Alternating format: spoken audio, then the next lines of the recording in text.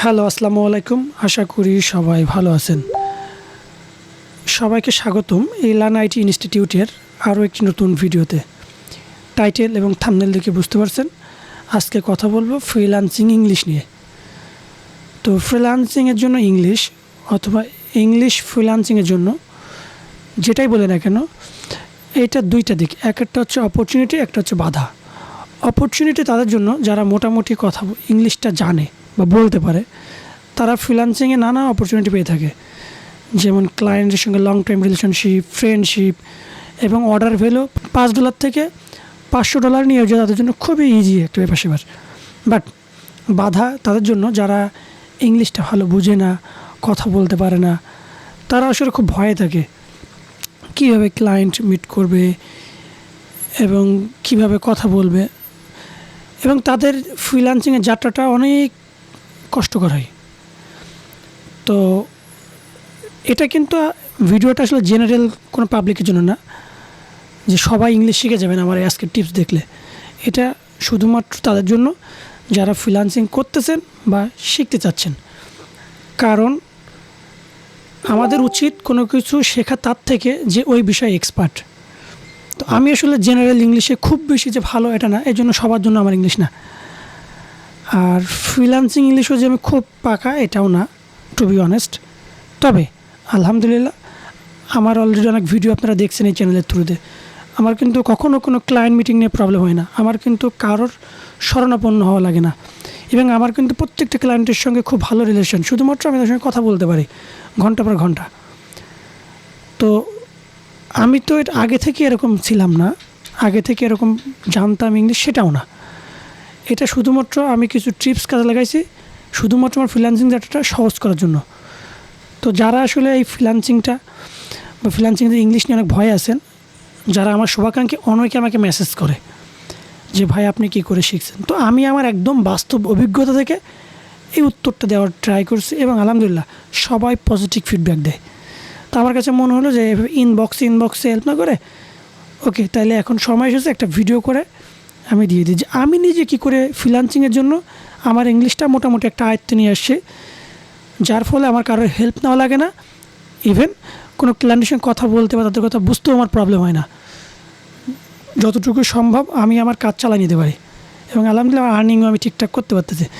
তো চলেন আমরা একটু শুরু করি যে কীভাবে আমি আমার ইংলিশটা শিখছি, একদম রিয়েল লাইফ এক্সাম্পল থেকে। তো সর্বপ্রথম আপনার যে কাজটা করা উচিত সেটা হচ্ছে মাইন্ড সেট আপ, যে আপনি ফ্রিল্যান্সিংয়ের জন্য ইংলিশ শিখবেন এবং শিখবেন।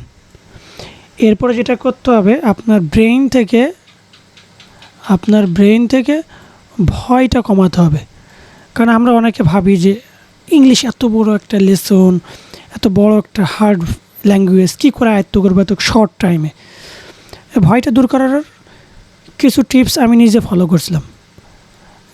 যেটা প্রথম সেটা হচ্ছে যে আমি ভেবে নিয়েছিলাম যে আচ্ছা আমি যে ইংলিশটা শিখব, আমি কি এই ইংলিশ শিখে কখনো IELTS দিব? Answer no. আমি কি এইটা শিখে BCS এক্সাম দিব? নো। আমি কি এইটা শিখে কোনো ইংলিশ প্রফেসর হব, সেরকম কোনো ইন্টারভিউ দিব? নো। আমি শুধুমাত্র ফ্রিল্যান্সিং করব। তাইলে আমার এত বড় ইংলিশ শিখে লাভ নাই, এত ভয় পেয়ে কাজ নাই। আমি শুধুমাত্র ফ্রিল্যান্সিং ইংলিশ শিখব। আমি কি শিখব? আমি ফ্রিল্যান্সিং ইংলিশ শিখব, এই ফ্রিল্যান্সিং ইংলিশটা শিখব। এরপর যেটা আমি নিজে কল্পনা করলাম বা নিজে একটা প্ল্যান করলাম, সেটা হচ্ছে যে ফ্রিল্যান্সিং ইংলিশ তার মানে আমার হয়তো পুরো পৃথিবীর যে ইংলিশটা এত বড়, আমি যখন শুধুমাত্র ফ্রিল্যান্সিং ইংলিশ বলবো তখন জিনিসটা হয়ে যাবে এতটুকু। কিন্তু কারণ পৃথিবীতে বহুত ইংলিশ, তাহলে আমার কিচ্ছু শেখা লাগতেছে না, আমার শুধুমাত্র এইটুকু শেখা লাগবে। তখন কিন্তু নিজে অনেক যে মেন্টালি অনেক স্যাটিসফাইড হলাম, আমার অল্প একটু ইংলিশ শেখা লাগবে। এরপরে দেখেন ফ্রিল্যান্সিং তো অনেক বড় একটা কথা, কিন্তু আমরা জানি ফ্রিল্যান্সিং মানে digital marketing, web design, development, অনেক কিছু। আমাকে শেখা লাগবে শুধুমাত্র ডিজিটাল মার্কেটিং। তার মানে যদি এই বৃত্তটাকে এখন আমরা এরকম একটা বৃত্ত ধরি, এটা হচ্ছে ফ্রিল্যান্সিং ইংলিশ, তাইলে আমি শুধুমাত্র ডিজিটাল মার্কেটিংয়ের ইংলিশ শিখব, তাইলে আমার চলে আসলো এইটুকু ইংলিশ শেখা লাগবে, ডিজিটাল মার্কেটিং। এইবার ডিজিটাল মার্কেটিংয়ের ভিতরেও ডিজিটাল মার্কেটিংয়ের ভিতরেও আপনার কী আছে, অনেকগুলো topic, Facebook ads, Google ads, web tracking, এই সোশ্যাল মিডিয়া ম্যানেজার, হাবিজাবি অনেক কিছু। আমাকে কী নিয়ে কথা বলা লাগবে আমি কিন্তু বুঝে ফেলছি যে আমাকে সর্বোচ্চ 1 থেকে 2টা টপিক, যে টপিক নিয়ে আমি কাজ করব। যেমন কম বেশি আপনারা আমাকে জানেন আমি ফেসবুক অ্যাডস, গুগল অ্যাডস এই 2-1টা টপিক নিয়ে কাজ করি। তো ডিজিটাল মার্কেটিং এত বড় পার্ট হলে আমার শেখা লাগবে এইটুকু। তাহলে দেখেন আমার আরও কত ন্যারো ডাউন হয়ে গেল। এবার এইটুকু হচ্ছে পুরা ফেসবুক অ্যাডস, গুগল অ্যাডস মনে করেন, ফেসবুক অ্যাডস, গুগল অ্যাডস।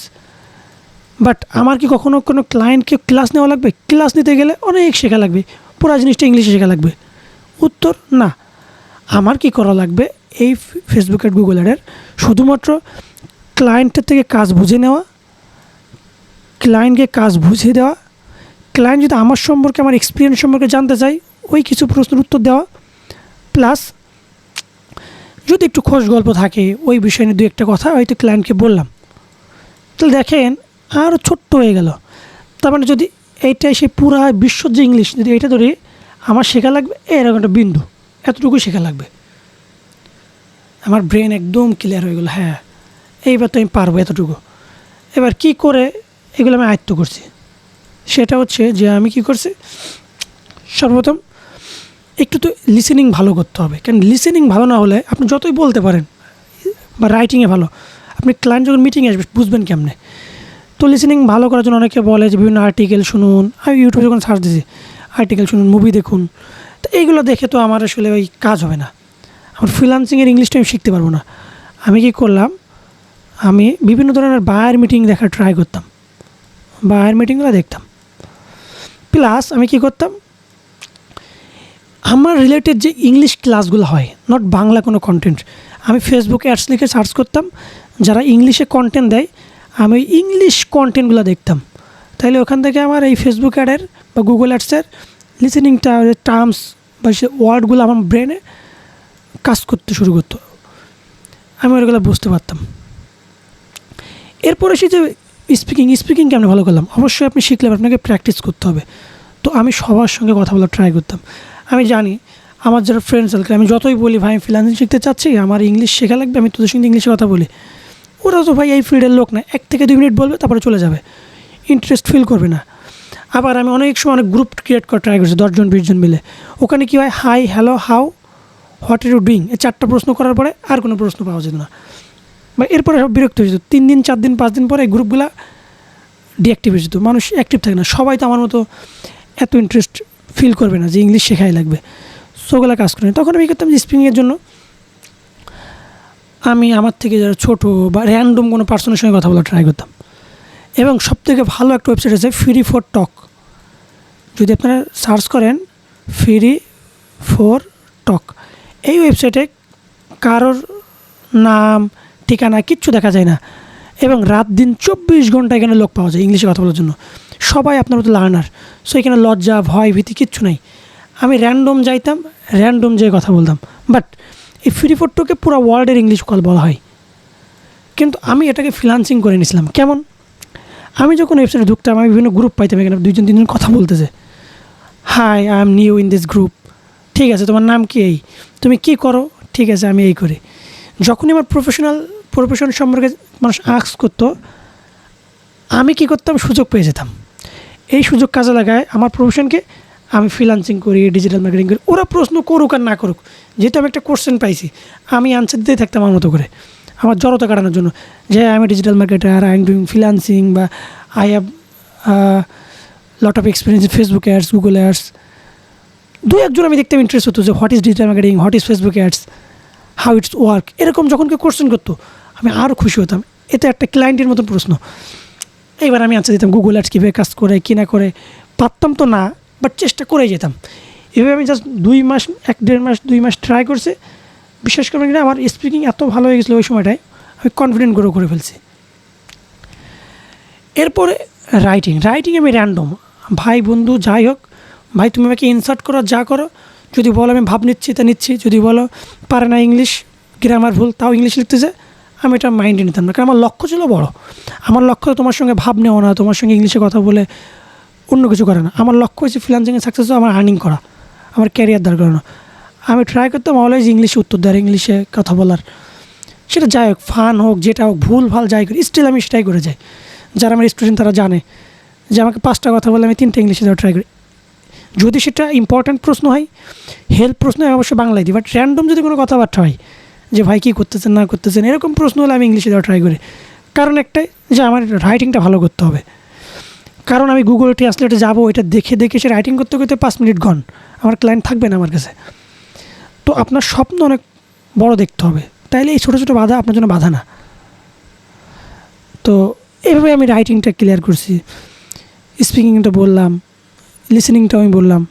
আবার এই যে এইভাবে কাজ করার জন্য কী হতো, আমার নলেজটাও ভালো বাড়তো। আবার আমি একটা কাজ করতাম স্পিকিংয়ের জন্য, সেটা হচ্ছে আমি যখন যে ক্লাসটা করতাম, সাপোজ আজকে আমি ফেসবুক পিক্সেলের ক্লাস করছি, আমি নিজে আমার রেকর্ডিংটা অন করতাম, এরকম ক্যামেরা, ঠিক এমন যেমন ক্যামেরার সামনে, এরকম ক্যামেরার সামনে এসে আমি টিউটোরিয়াল বানানোর ট্রাই করতাম ইংলিশে।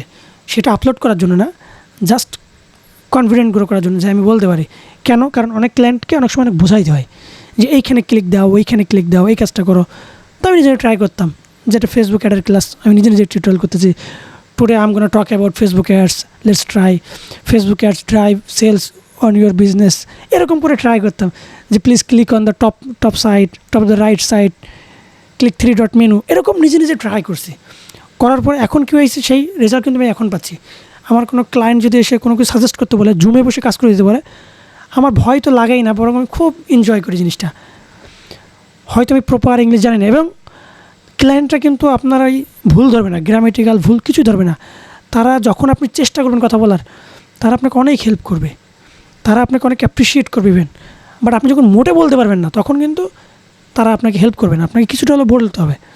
তো আমি ঠিক এইভাবেই আমি 6-7 মাসের ভিতর করে করছি। আমার কিন্তু 6-7 বছর লাগেনি, 6 থেকে 7 মাস আমার ইংলিশ মোটামুটি clear, confident.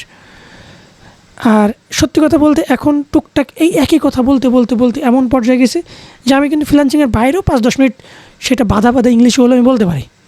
5-10 minute, 20 minute, 30 minute, আধা ঘন্টা আমি ফ্যামিলি নিয়েও কথা বলতে পারি ক্লায়েন্টের সঙ্গে। আমার কিন্তু ভিডিও আছে যে আমি ক্লায়েন্টের সঙ্গে আদার্স টপিক নিয়ে মজা করি, আমার এই চ্যানেলেই পাবেন। তো যাক, যদি ভিডিওটা সবার উপকারে লেগে থাকে, আমি আশা করব সবাই অবশ্যই শেয়ার দিবেন ভিডিওটা, কমেন্ট করবেন। আপনার একটা কমেন্ট আরও 10 জনের কাছে পৌঁছায় দেবে ভিডিওটা, ইফেক্টিভ মনে হয়, এবং পারলে একটা শেয়ার করবেন যদি মনে হয় এটা ইফেক্টিভ।